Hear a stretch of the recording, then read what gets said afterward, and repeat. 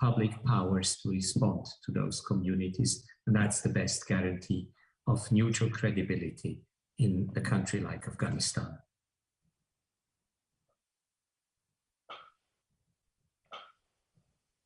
Thank you, President Maurer. So we'll go to Ambassador Luden, and then I do realize that time is ticking here, and we have about 6 minutes left. So I'm going to pick one of the questions from the audience for you, Ambassador Luden, and one that sticks for me. I think it is important to address. First of all, the question I was about to ask you was about the legitimization of the Taliban regime. How do you see this unfold? You may want to talk about this, but you may want to give priority to the one I'm going to ask you now. Is from the audience. So in terms of fostering a national or collective identity in Afghanistan, do any of you see progress on this matter due to the cultural institution like the national cricket team of Afghanistan? So we do need to build that Afghan identity. Or do you see this? Do you see this? Is there hope there? Let's have to do that. I'll say very quickly, because whoever asked this question, I thank them. But I think your question was also very, very good. So I'll be ashamed not to say something about that aspect as well. The national identity, I'll just say very briefly that that there is a very strong sense of national identity in Afghanistan. It's always been. I mean, the country has existed as an independent nation, somewhat in this kind of sort of geographic. In the sense of the Westphalian state since 1747. So obviously not with a strong state, but a different concept of state.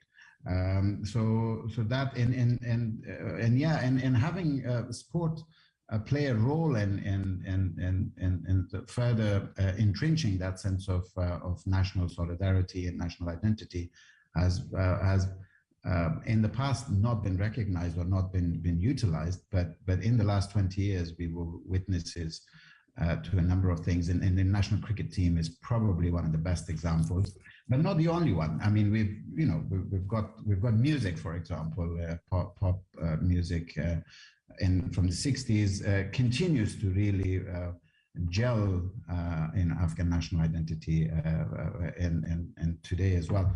And I think it's in that sense, I'll connect that to your own question, Marquis, because in legitimation, you said legitimizing Taliban, that should not be the purpose. It's not our job to legitimize or anybody's job, or it shouldn't be. I would even say it would be a disservice if people just try to legitimize the Taliban. Legitimacy has to be gained. They have to prove that they are worth legitimation.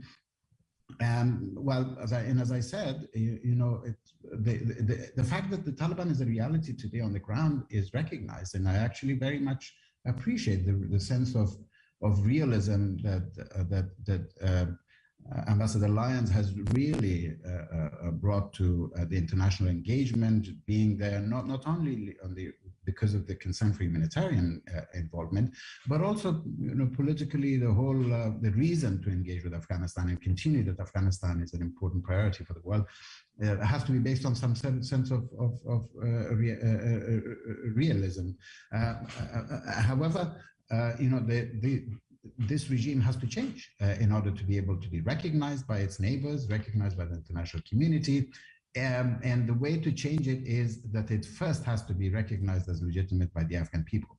So I think the way to do it is really to try to assist the Taliban. They may need it. I mean, they may need all the help that they can get to really feel, and a lot of them may be well-meaning, even though there is some that we know are not really going to be reconcilable very easily to the idea of being a legitimate representative government, but they will need help to be to really reform, and I think I would go back to a very specific suggestion that may be made in this regard. Ambassador Lyons commented on the agreement, the U.S.-Taliban agreement. to the extent that that agreement, and I completely agree with her assessment of the agreement right now about the limited use of it in a number of ways, but also being important in another way, to the extent that this remains the only agreement or the only sort of formal binding understanding between the Taliban and a important part of the international community, and also to the extent that it's not yet possible because it's not recognized by any government. It's not, you won't anytime soon see another agreement of this kind coming into existence. I think for whatever it's worth, my suggestion would be that perhaps that could be used a little bit, because there are elements in that agreement, particularly on that point, Ambassador Lyons, that relates to the intra-Afghan negotiation. Obviously, it won't be negotiation in the same format or the same way or between the same parties like it used to be at that time, but perhaps maybe in a redefined context that could be used as a sort of vehicle for the Taliban to be pushed towards some sort of an intra-Afghan legitimation process.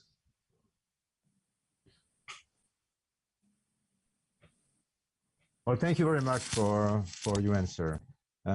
Unfortunately, this is only the time we have to spend on Afghanistan today. There's a lot more thread that we could have pulled: women, peace and security in that sector, humanitarian corridor, people that are trying to leave. But I think those questions can be discussed at any other time. I would like to sincerely thank our distinguished panelists for providing your insight and your input to this very important discussion. We have spent a lot of time, a lot of effort in Afghanistan, and it's clear to me that we need to continue to do it. And I'll pick your words, President Maurer, to stabilize the country. Again, thank you very much, and I would invite our audience to stay tuned to move to our next speaker, keynote speaker, the Secretary General of NATO, Mr. Jens Stoltenberg. Thank you. Metro Supply Chain is a strategic supply chain solutions partner to some of the world's fastest growing and most recognizable organizations. We help advance our customers' businesses by building agile, responsive, and transparent supply chains with innovative real-world solutions. To set our customers up for long-term success, we're investing significantly in best-in-class technology, advanced automation and robotics, and real-time business intelligence. Tell us how we can help your organization turn today's challenges into tomorrow's opportunities.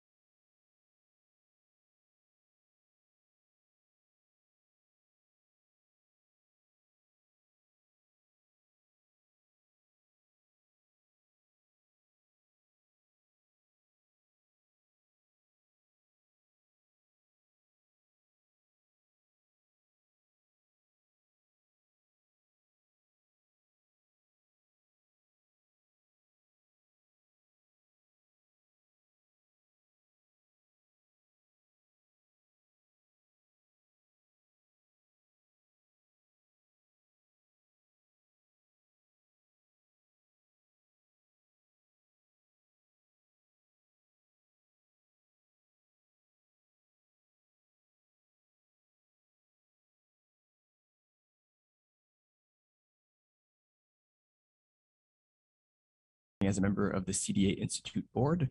And I recommend, if you haven't had the chance to do so, to read her recent op-ed in the Globe and Mail on the situation in Ukraine. Very interesting and thought-provoking piece.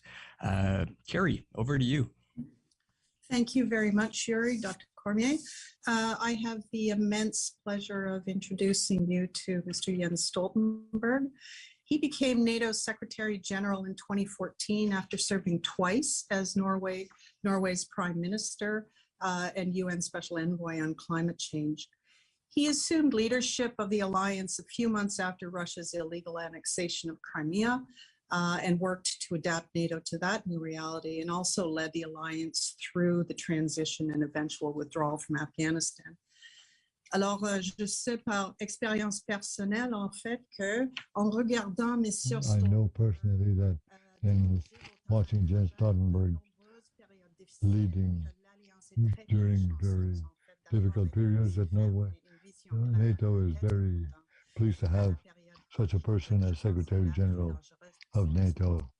I know from personal experience when I served at NATO that watching Mr. Stoltenberg lead the alliance through many challenging moments, that the alliance is very, very lucky to have such steady hands and clear vision leading NATO at what I believe is a period that is the most dangerous the alliance has faced since its founding.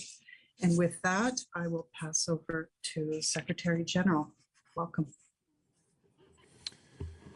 Thank you so much, Carrie. It's great to see you again, and thank you so much for inviting me here today. As ambassador to NATO, you were instrumental in Canada's decision to lead our multinational battle group in Latvia, which I actually visited just yesterday with Prime Minister Trudeau. And this was a clear example of your strong personal commitment, Carrie, to our alliance. So thank you so much.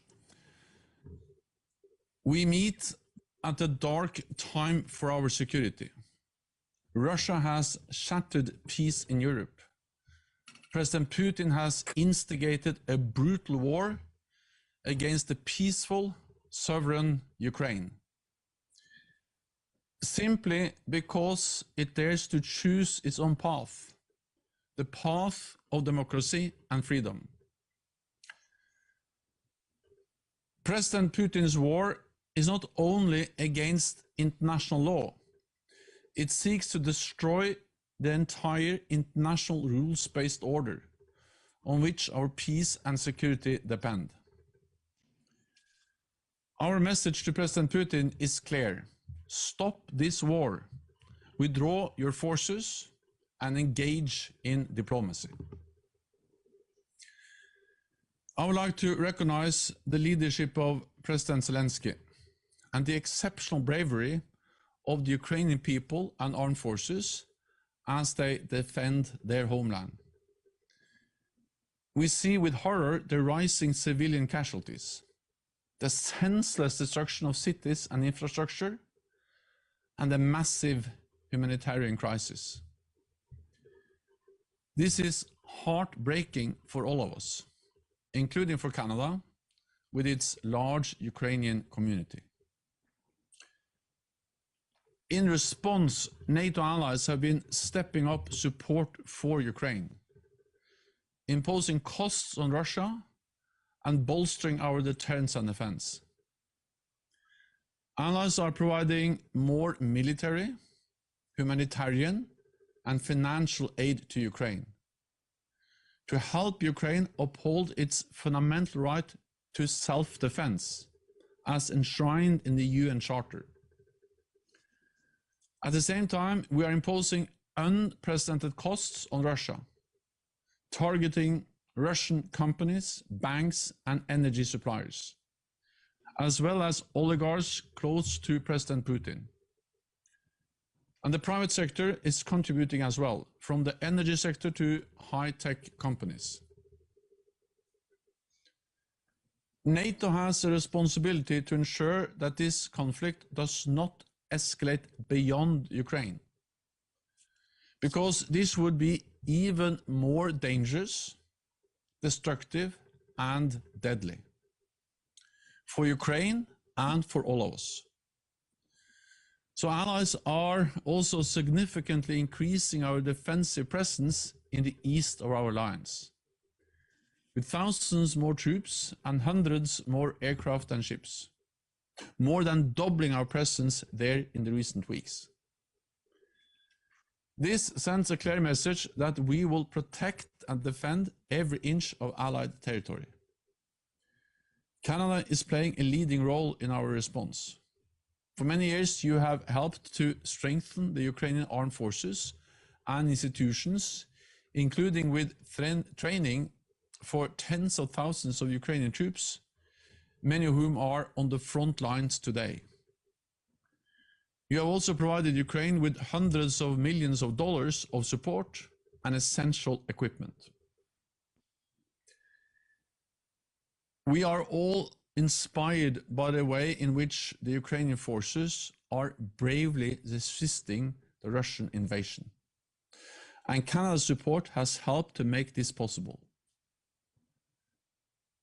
Canada is also making significant contributions to the biggest reinforcement of our collective defense since the end of the Cold War. Yesterday, as I said, I was with Prime Minister Trudeau and Defense Minister Anand in Latvia, where Canada has led NATO's multinational battle group with skill and dedication for several years. I thank them for Canada's decision to deploy hundreds more troops to reinforce our presence in the region, as well as other capabilities, including in the air and at sea. For whatever happens in the months ahead, whatever Moscow seeks to achieve through violence and aggression, it will fail. It is failing already. President Putin wants less NATO on Russia's borders, but he is getting more NATO. He wants to divide Europe and North America, but we stand more united than ever. He wants to hold European nations hostage with Russian oil and gas. Instead, he's pushing countries to diversify their supplies and move even faster to a renewable future. And most of all, President Putin wants to snuff out the flame of freedom and democracy in Ukraine. But however dark the coming days and weeks may be, the flame will continue to burn. Europe and North America will help keep that flame alive. We stand in solidarity with our partner Ukraine, and we will protect and defend all NATO allies. Thank you.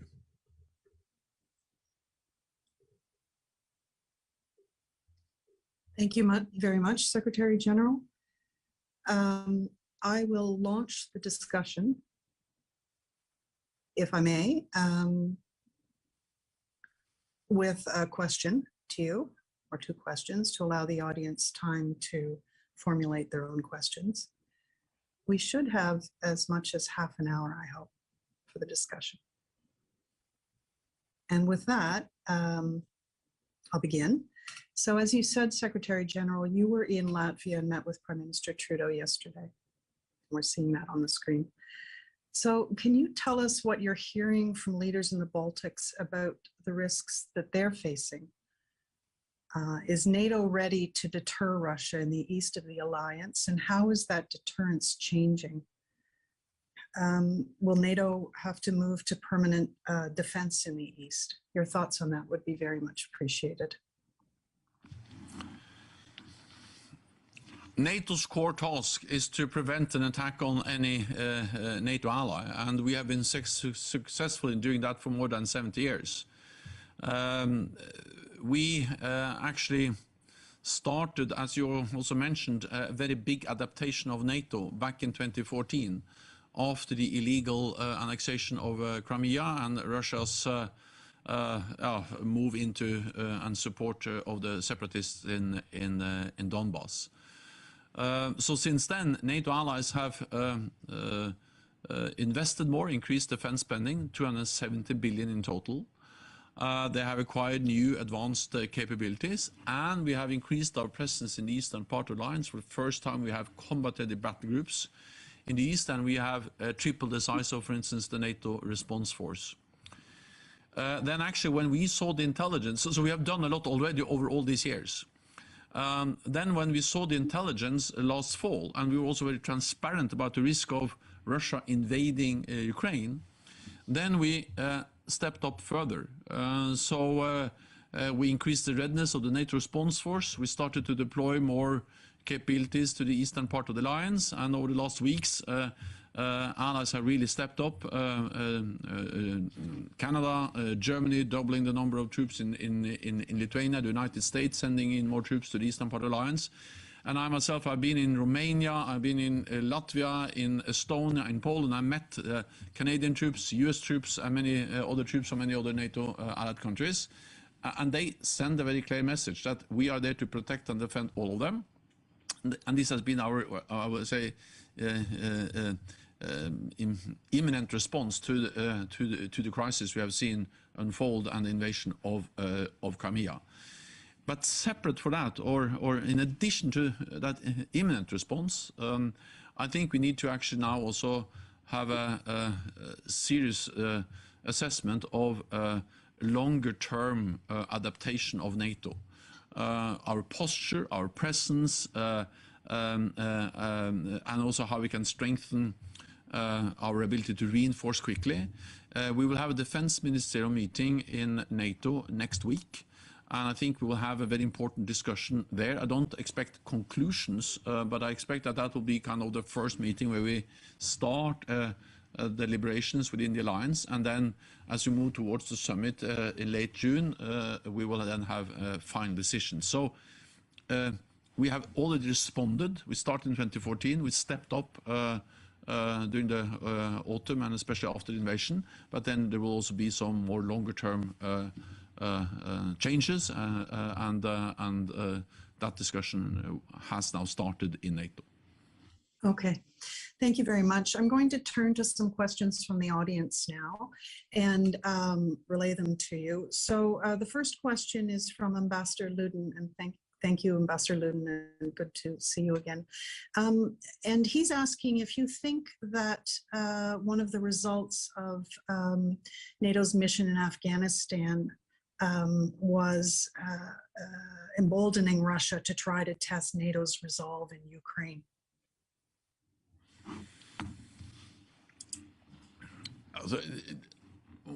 I think there is no meaning in speculating in that, because we speak about two very different challenges and events. We ended our mission in Afghanistan after close consultations between all allies. We did so after we have been there for 20 years. And of course, it was hard to see the collapse of Kabul, and also how the leadership, the political military leadership in Kabul collapsed. And that also led to the collapse of the defense of Kabul and the Afghan security forces throughout the country. But we have to understand that our mission in Afghanistan was not in vain. We went in after 9/11, and the main task, the main reason we went in was to fight international terrorism. And since 9/11, there has been no terrorist attack organized from Afghanistan against any NATO country. But of course, we're not going to stay there forever. We will continue to be vigilant. We will continue to fight international terrorism, and therefore we ended our mission because we thought the time had come to not continue to stay. So that's one story or one issue. In parallel with that, and especially since 2014, we have implemented a big change of NATO, less focus on out-of-area operations and missions, because even with our presence in Afghanistan, it was like 10,000 or very small compared to more than 100,000 not so many years ago. So I've seen a gradual shift from being in out-of-area operations to strengthening collective defense in Europe. With high-end capabilities, with increased defense spending, high readiness, the battle groups and all that, a new command structure, and so on. So So I think that Russia knows very well that that we are there to protect and defend all allies. They see that not only in words but also in deeds, and they see more North America and Europe. They see the United States, but also see Canada. The battle group that you supported, and you actually were very instrumental in making sure that we got in place, was the first time Canada deployed troops on the ground to Europe since the Second World War. So all of that has sent a very clear signal and continues to send a clear message to Russia that we are there to defend and protect all allies. Thank you very much. I'll group two questions together, turning back to Ukraine now. So the questions are, what are the red lines for NATO in Ukraine? Are there any red lines? But and linked to that, if you could, should NATO and Canada be concerned about a potential threat from Russia to the Arctic, and what does NATO need to do about that?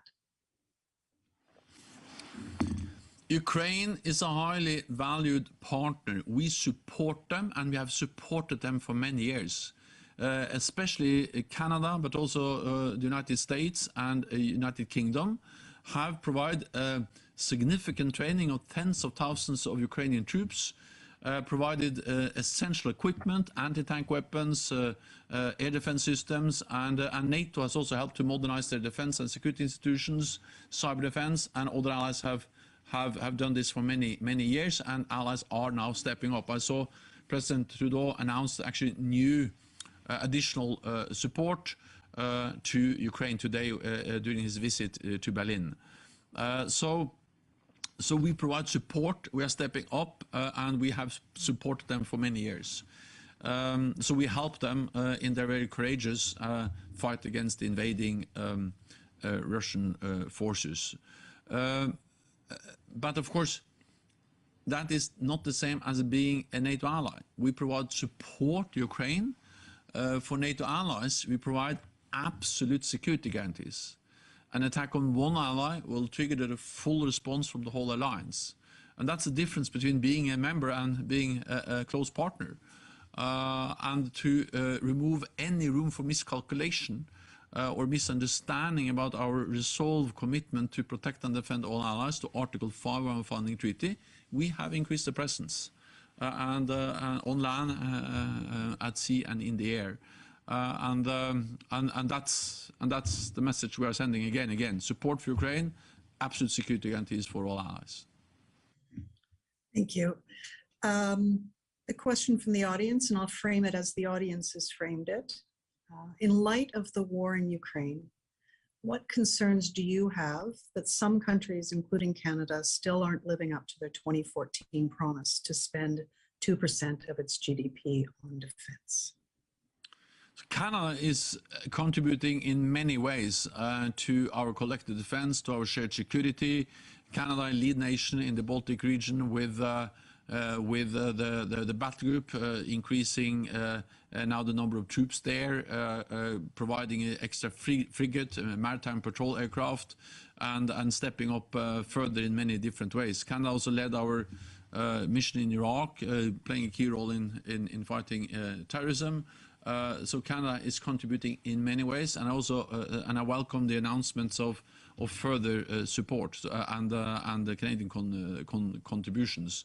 But then, of course, I would like to see all allies to do even more, and therefore I call on all allies to step up. And I welcome also the message from from Prime Minister Trudeau that in light of the Russian brutal invasion of Ukraine, Canada will also then assess the need for further increases in defense spending. So I'd like to explore what you see as the new normal. You've spoken frequently about the current crisis being the new normal for NATO. So how is that the new normal? How do you see this as the new normal right now? But in the medium term, what does NATO do to be prepared? What does NATO need to be prepared for in the medium term? I think it's obvious that we are faced with a new reality, new security environment, a new normal, and this is reflected in many different ways. And of course, the illegal, brutal invasion of Ukraine demonstrates this very clearly, because what we see now is that Russia more openly is contesting core values for our security, including the right of every nation to choose their own path, or NATO's right to protect and defend all allies. And they are demonstrating their will to use force to obtain their objectives. Russia has clearly, or President Putin has clearly stated that it will be very serious if Finland and Sweden decides to apply for NATO membership, and he has threatened with what he called military technical consequences. So this goes beyond Ukraine. This is about denying every nation in Europe the right to choose its own path and to become a NATO member if they so want. NATO, we respect the decision of countries regardless of whether they apply for membership or not apply for membership. That's a sovereign decision by every sovereign nation. And then Russia has also contested and challenged our right to protect all allies, because in this written proposal for a new security agreement between NATO and Russia they sent us in December, it was one of the provisions is that we should remove all NATO troops and all NATO infrastructure from all countries that have joined NATO after 1997. That means 14 out of the 30 members we have in NATO, and the whole enlargement after the end of Cold War will be then some kind of second-class members. If you look at this and then combine that with the fact that you see that Russia and China are now operating more closely together, exercising more closely together, interacting militarily and politically more closely together, and that China has not been able to come out and condemn the invasion of Ukraine. And also they had a statement, a joint statement, President Xi and President Putin, at the beginning of the Olympics, where China stated clearly that China now for the first time criticizes NATO enlargement. So we have two authoritarian powers which are challenging the rules-based order, who are openly against our core values: freedom of speech, freedom of expression, democracy, the rule of law, and oppressing those values in Hong Kong and in Ukraine or in many other countries. This is the new normal. This is the challenge we have to step up to, and that's exactly what we do. Europe and North America are standing together. Thank you so much. Yes, I saw the Russian proposal sent prior to Christmas, and one Russian Moscow newspaper said that President Putin has now asked the West for a live unicorn for Christmas. So I was very worried and curious to see how those negotiations went, but as we've seen, they didn't go anywhere, and he's launched his full-scale invasion. May I turn, Secretary General, to a nuclear issue? And many commentators are worried that the risk of President Putin resorting to the nuclear option is at the highest risk that we have seen. So if you could tell us your thoughts about his threats in this regard and NATO's strategic posture, that would be very helpful. President Putin's rhetoric on nuclear issues, his messages that we will see consequences which the history has never seen before, and actually the way he has also, in a way, directly referred to and demonstrated in different presentations the new nuclear capabilities of Russia, including hypersonic glide vehicles and other very advanced weapon systems that can carry nuclear weapons, is reckless and dangerous. And it contradicts what Russia actually officially states, because not so many weeks ago, Russia signed, together with other permanent members of the UN Security Council, a declaration where they restated that the nuclear war cannot be won and should never be fought. And then the next day, they have this, President Putin has this reckless nuclear rhetoric, which is contradicting the message of never fight a nuclear war. NATO's response is that we strongly believe that we should continue to work for nuclear disarmament. We have been doing that for many years, and actually there are many things that has not worked as we hoped and planned for when it comes to Russia, but at least over the decades there has been some very important nuclear disarmament agreements. We have lost, or we have seen regrettably the demise of the INF Treaty, banning intermediate range weapons, but we still have the New START limiting the number of long-range weapon systems, which is important. But at the same time, we also made it clear that as long as there are nuclear weapons, NATO will remain a nuclear alliance, because we just don't believe that a world where NATO get rid of our nuclear weapons and then Russia, China, North Korea keep theirs, that's not a safer world. So the way to reach a safer world without nuclear weapons or with fewer nuclear weapons is balanced, verifiable arms control. We are ready to do that, but as long as nuclear weapons exist, we have to make sure that we have a nuclear deterrence which is safe and secure and effective. You were very clear, Secretary General, coming out of the last ministerial meeting about the NATO position on no-fly zones. We've also seen the humanitarian situation worsening with tremendous outflow of refugees from Ukraine. So if you could perhaps speak to us about the rationale for the position on no-fly zones and what NATO can do to help support some of the measures to get humanitarian assistance to those who need it. What we see, the pictures, the reports we see coming out from Ukraine is painful. It's heinous, the violence, and we have seen credible reports about attacks against civilians, which is a war crime. And therefore we continue to call on President Putin to end this war and to withdraw all his forces and to sit down and engage in real efforts to find a political solution. And of course, the first step should be to allow humanitarian corridors to be established and to respect those. NATO allies are providing significant support to Ukraine. Of course, it's first and foremost the bravery, the courage of the Ukrainian people, the Ukrainian leadership and its armed forces that has made it possible to actually fight back, stop the invading Russian armed forces.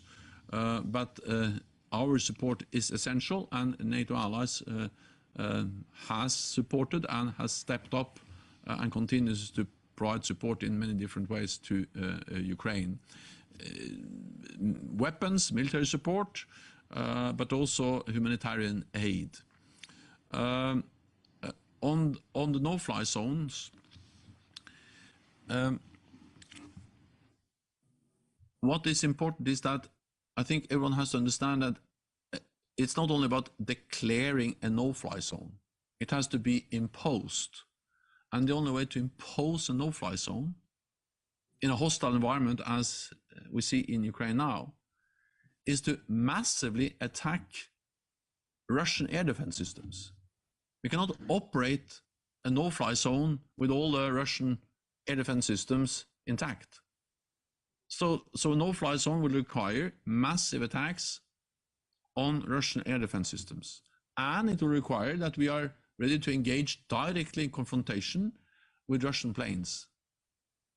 So no-fly zone entails NATO massively attacking Russian air defense systems in Ukraine, in Belarus, and in Russia.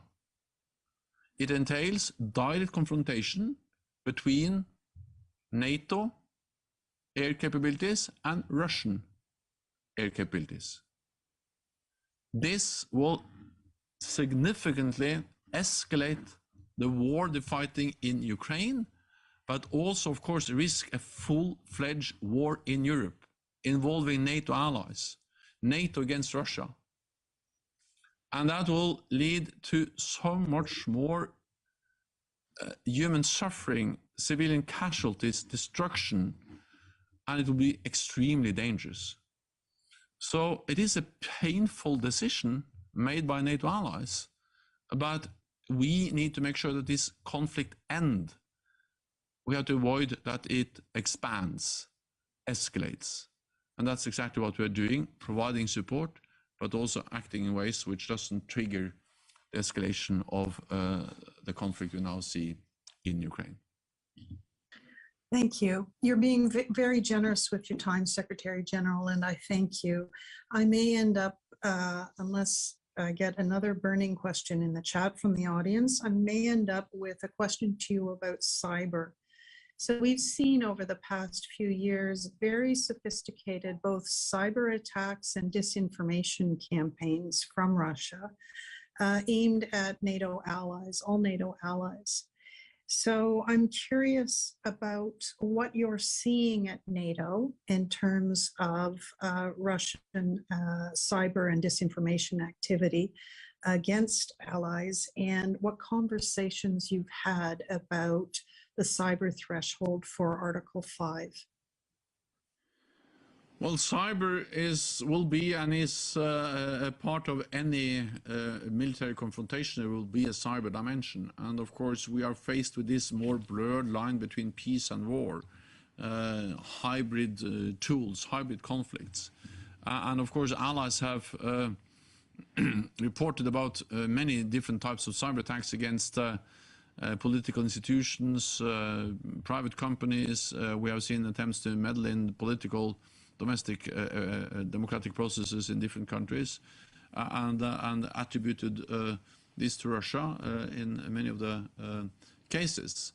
So NATO has significantly stepped up the way we address cyber threats. We have, as you alluded to, also decided to make clear that a cyber attack can trigger Article 5. But we will never give the privilege to a potential adversary to tell exactly where that threshold is. But we will deem, we will assess, and then we will make our own decisions when we trigger Article 5. Then, of course, we can respond in cyber, but we can also respond in another domain. We have established now cyber as a military domain alongside air, sea, and land, and actually space.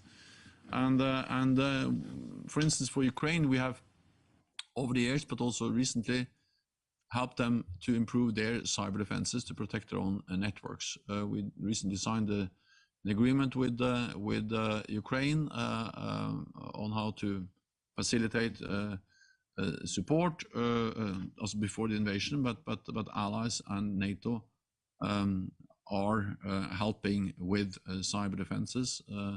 And because this is so important for Ukraine, but also for all NATO allied countries. Thank you so much. Secretary General, I'm going to end the questioning here. You have been, as I said, remarkably generous with your time. I know that you have and your staff have been working more than 24/7 since the invasion began. And I know as well that there will be a lot of work over the next few months heading into the Madrid summit, responding to the crisis in Ukraine. The new strategic concept will be ever so more important right now and more difficult to decide how NATO can and should adapt to both the immediate concerns, the immediate crisis, but also some of the medium-term new risks that NATO is facing. So I would like to thank you very much for your kind words to me and your kind words to Canada. We're very, very supportive of NATO. It's the backbone of our security policy and something that we take to heart. So I thank you very much for your generous time this morning, and I thank the audience for their excellent questions as well. Thank you so much, Kerry. Great to see you again. Thank you. Good seeing you.